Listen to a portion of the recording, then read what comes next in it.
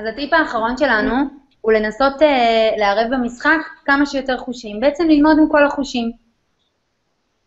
ילדים וילדים שלכם כמובן לומדים באופנים מגוונים, ולכן במשחק חשוב להתייחס ללמידה רב חושית. זוכרים את הקצב שענבר הזכירה על הקיר במקלחת? אז הוא לא חייב להישאר במקלחת. הנה דווקא כאן בכלל בתמונה השתמשנו בו ומרחנו אותו על השולחן.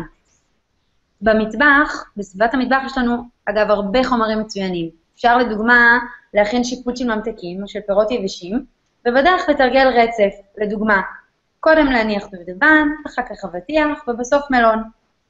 על הדרך אפשר גם לתרגל מניה ואפילו תרגילי חיבור פשוטים.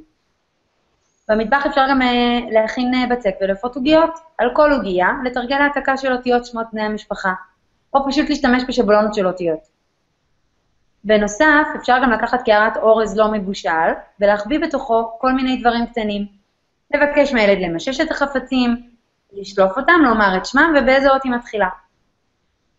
ומומלץ כמובן להשתמש גם בחומרים שקונים כמו פלסטלינה או צבעי ידיים שהם זמינים. נקודה בעצם החשובה לסיכום הטיפים, זה שחשוב לזכור שאצל ילדים רוב הלמידה נעשית בדרך פעילה, דרך התנסות ותוך כדי משחק.